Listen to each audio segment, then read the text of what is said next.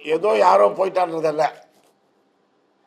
அது நாடிராஜு புரட்சி தலைவரால் ஈர்க்கப்பட்டு 72 கட்சியில் சேர்ந்து அம்மாவுடைய அன்பை பெற்று அதன் பிறகு எடப்பாடி பழனிசாமி தலைமையில் செயல்பட்டு தொடர்ந்து ஒரே இயக்கத்தில் இருந்தவன். அது மட்டுமல்ல, நேரடியாக அம்மாவே கூப்பிட்டு பதவி போட்ட அண்ணா நகர் பாண்டுரங்கன் பேரவை மாநில துணை செயலாளர், மருத்துவனுடைய இணை செயலாளர் ஆரம்பம் இருந்தவங்க இவங்க. அது மட்டும் இல்லை, சென்னையிலேருந்து 4 மாவட்ட தொழிற்சங்க செயலாளர்கள், ஈபிலேருந்து நிர்வாகிகள், டாஸ்மாக் நிர்வாகிகள், அத்தனை பேரும் சும்மா போகிறோன்னு சொன்னது தான். யாருக்கும் முறையான அறிவிப்பு கொடுக்கல. இது சென்னையில் உங்களுக்கு தெரியும். சென்னையில் 19 ஆண்டு காலம் நான் வந்து ஒருங்கிணைந்த பல்லவன் போக்குவரத்து அண்ணா தொழிற்சங்கத்தை 19 வருஷம் பொறுப்பில் இருந்திருக்கேன். நான் கூட்டம் வந்திருக்க முடியும். ஆனாலும் இப்போ நாங்கள் பேரை கேள்விப்பட்டு தம்பிங்க மதுரையில் இருந்திருக்காங்க எல்லாமே. அது மாதிரி நேற்றுக்கு வந்து ஒரு 500 பேர் எதிர்பார்த்தோம். 1000 பேருக்கு மேலே வந்துட்டாங்க. அவர் தாவக்கனுடைய பொதுச் செயலாளர் அவர்கள் கூட்டத்தை முடிச்சுட்டு போயிட்டாங்க. அதுக்கப்புறம் திரும்பி போய் கேட்டேன். நாங்கள் தொழிலாளர்லாம் உட்காந்துருக்காங்க, 600 பேர் உட்காந்துருக்காங்கன்னு சொன்னோன்னா அப்படியா அப்படி வந்து பார்த்துட்டு திருப்பி அவர் பேசிட்டு போனார். ஆக இவ்வளோ பேர் வந்திருக்காங்கன்னு சொன்னாக்கா, ஒன்று நாங்கள் இருந்த அமைப்பின் மேலே இருந்த கோபம், விரக்தி, அதனுடைய விளைவு தான் வந்தது. எப்படின்னு சொன்னாக்கா, 96 அம்மா வந்து வெற்றி வாய்ப்பு இழந்தாங்க. அம்மா சொன்ன முதல் ஒரு வார்த்தை, இந்த தோல்விக்கு நான் பொறுப்பேற்கிறேன், மீண்டும் புரட்சித் தலைவர் ஆட்சியை கொண்டு வரேன்னு சொன்னாங்க. கொண்டாந்தாங்க. நம்முடைய எடப்பாடியார் இது வரைக்கும் தோல்விக்கு நான் பொறுப்பேற்றுக்கிறேன், நான் கட்சியை பார்த்துக்கிறேன்னு சொல்லவே இல்லை. அவர் காரணத்தை தேடுறார். அவர் சொன்னார் போட்டேன், இவர் சொன்னார் போட்டேன்னு சொல்றாரு. அது மட்டும் இல்லை, அன்மைக்கு நண்பர்களே, மூத்த தலைவர்களுடைய கருத்துக்கு அங்கே மதிப்பு இல்லை, சர்வாதிகார தன்மை. நான் தெரியும், உங்களுக்கெல்லாம் பெரும்பாலும் தெரியும். நான் தலைமையக நிர்வாகி. அம்மாவுடைய தலைமையில் இருக்கும்போது முதல் 14வது ஆள் நான். அது அந்த இருந்தோம். நாங்கள் அது அனைத்தினுடைய தலைமையக நிர்வாக கூட்டத்தில் கலந்துருக்கேன். இங்கே கூட்டம் நடக்க எப்படி தெரியும் நடக்குதுங்களா? ஒரு தலைவர் வரவேற்பு சொல்லுவார், 5 பேர் உட்காந்துருப்பாங்க. ஒரு தலைவர் வரவேற்பு சொல்லுவார், அவர் பொதுச் செயலாளர் பேசுவார், நன்றி சொல்கிறார், அவ்வளோதான். ஒருத்தருடைய கருத்தையும் சொல்வதற்கு அனுமதியே கிடையாது.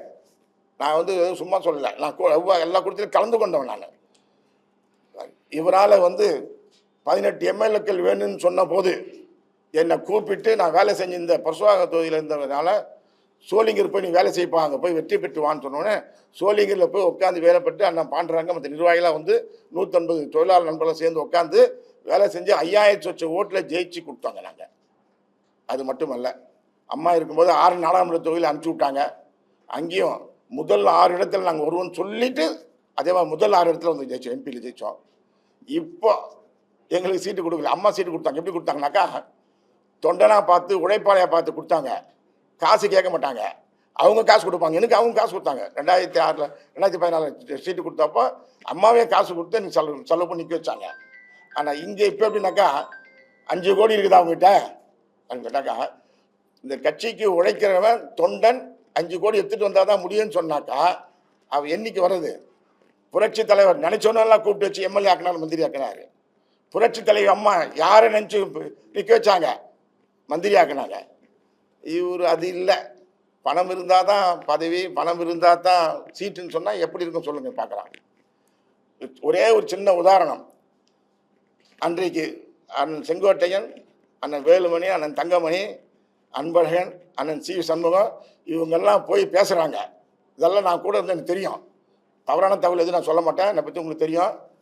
அங்கே பேசும்போது அவங்க கருத்தை சொல்கிறாங்க, இந்த மாதிரிலாம் நடக்கணும்னு சொன்னால் எல்லாரும் சேர்த்துக்கணும், அமைப்பு உறுதியாக்கணும்னு சொல்லும் போது ஏற்றுக்கொள்ளவே இல்லை. அவர் என்ன சொன்னார், மாறா யாருமே பேசலைன்னாரு. அவர் அண்ணன் வேலுமணி வச்சுட்டு இது கேளுங்க, இருக்காரு கேளுங்க, வந்தாங்களா கேளுங்க, சொன்னாங்களா கேளுங்க சொன்னாங்க. அப்படி எதுக்கு மறைக்கணும், வந்திருக்கணும். அதே போன்று தேர்தல் எவ்வளோ பேர் சொன்னாங்க 2021 தேர்தலில் அவர் டிடிவியை சேர்த்துக்குங்க, அவங்கள சேர்த்துக்குங்கன்னு சொல்லியிருந்தாங்க. அன்றைக்கு சேர்த்திருந்தா நம்ம வெற்றி வாய்ப்பு 3% ஓட்டில் தோற்றோம். 1,99,190 வாக்குகளில் 49 தொகுதி இழந்தோம். வெற்றி வாய்ப்பு போச்சு. அன்றைக்கி அவங்களாம் சேர்த்து 3% ஓட்டு கட்சிருந்தோம். அதில் அன்றைக்கி வந்து போக்குவரத்துறையில் ஒப்பந்தம் பேச்சுவார்த்தை நடந்து கொண்டே இருக்கிறது. பாண்டன்னா நாங்களாம் சொன்னோம், எவ்வளோ சொன்னோம், இந்த ஒப்பந்தத்தை பேசி முடிங்க, கொடுத்துருங்க. அம்மாவை இடைக்கால ஒரு 1000 ரூபாய் கொடுத்துருக்காங்க, 2000 கொடுத்தா தொழிலாளி சந்தோஷமாக கொடுத்துருங்க சொன்னால் அந்த பேச்சுவார்த்தை முடிக்கவே இல்லை. 1000 ரூபாய் இடைக்கால அவனை கொடுத்து நிறுத்திட்டாங்க. அன்றைக்கு இருந்த அந்த போக்குவரத்து தொழிலாளர்கள் கிட்டத்தட்ட 3000 குடும்பங்கள் நமக்கு எதிர்ப்பாக ஓட்டு போடுச்சு. தோற்றதே அவ்வளோ ஓட்டு தானே தோற்ற 3%. அது இன்றைக்கு நம்ம அதே அமமுக சேர்த்துருக்கோம். அது இல்லை, அது மட்டும் இல்லை, ஒரு சர்வாதிகாரமான போக்கு. இன்னை வரைக்கும் யாரையும் கூப்பிட்டு வச்சு பேசுறது செய்யறது கிடையாது. நாங்களாம் அடிக்கடி பார்க்குறோம், போய் பேசுவோம், அப்புறம் பேசலாம் டைம் ஆச்சுன்னு. இது மாதிரி செய்தது விளைவு தான் இன்றைக்கு நின்றுருக்கு. அப்புறம் கடைசியாக தாவேக்கா கூட கூட்டணி வைக்கலான்னு பேச்சுவார்த்தை நடக்குது. சொன்னோம் சேர்த்துங்கன்னு சொல்லுங்க. அன்றைக்கு சேர்ந்திருந்து பேச்சுவார்த்தை நடந்திருந்தா இன்றைக்கு தாவேக்கவும் அதிமுக சேர்ந்து 200 இடங்களுக்கு மேலே வெற்றி பெற்றிருக்கலாம். அந்த வெற்றி வாய்ப்பை விட்டார் அவர். இன்னும் ஒன்று சொல்லி ஆகணும், பாமக கூட்டணி இல்லாமல் இருந்திருந்தால் இந்த 47 இடமும் ஜெயிச்சிட முடியாது. அது ஆனால் எங்களை பொறுத்த வரைக்கும் புரட்சி தலைவர் அன்பு கொண்டு, அம்மாவின் அன்பு கொண்டு நாங்களாம் வழிநடத்தி செஞ்சோம். தொண்டர்கள் அன்றையிலிருந்து இருக்கோம்.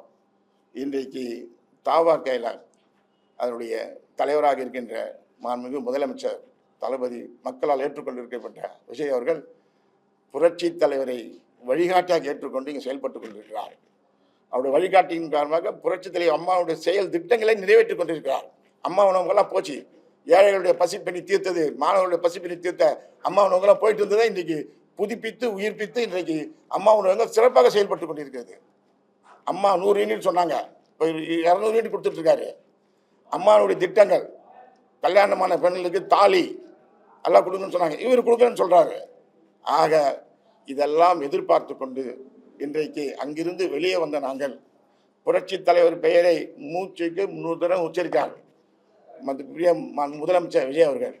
அந்த பொதுச் செயலாளர் ஆனந்த் அவர்கள் பேசுறாரு.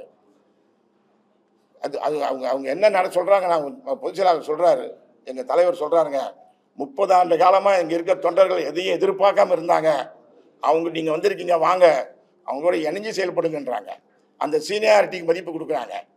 இங்கே எங்கள் பழைய கட்சியில் கட்சி விட்டு வெளியே போயிட்டு வந்தால் ப்ரொமோஷன், அவனுக்கு கட்சியில் இருந்து ப்ரொமோஷன் கிடையாது. அப்படி ஆக என்றைக்கு ஒரு தொண்டனுக்கு உரிய மரியாதையை கொடுக்கின்ற அமைப்பு அங்கே இருக்கிறதோ, புரட்சி தலைவர் பெயரை உச்சரிக்கின்றவர்களோ, அம்மா பெயரை உச்சரிக்கின்ற அம்மாவின் திட்டங்களை நிறைவேற்றுகின்ற நிலை இருக்கிறதோ, அவங்க தலைமையில் சேரணும்னு வச்சுருந்தோம். ஒன்றும் இல்லை, அவர் வேட்புமனு தாக்கல் பண்ணிட்டு முதலமைச்சர் அவர்கள் முதல் குளத்தூர் தொகுதியை கால் வச்சார். நிலைமை 200+2O சொன்னதெல்லாம் போய் இன்னைக்கு தலைவரே தோற்கின்ற நிலைமை ஆகி போச்சாங்க. அவரை பேச விடலை, சுற்றுப்பயணம் செய்ய விடலை, சுற்றுப்பயணத்துக்கெல்லாம் டைம் கொடுக்கறதில்ல. அவ்வளவும் சொல்லி எல்லாம் பண்ணி கூட அவர் சென்ற இடமெல்லாம் சிறப்பாக இருந்தது, ஜெயிச்சிருந்தார். அவர் சுற்றுப்பயணம் செஞ்சு தமிழ்நாடு பூரா போயிருந்தால் இன்றைக்கு 200க்கு மேலாக தொகுதியை நிச்சயமாக வெற்றி பெற்றிருப்பார்.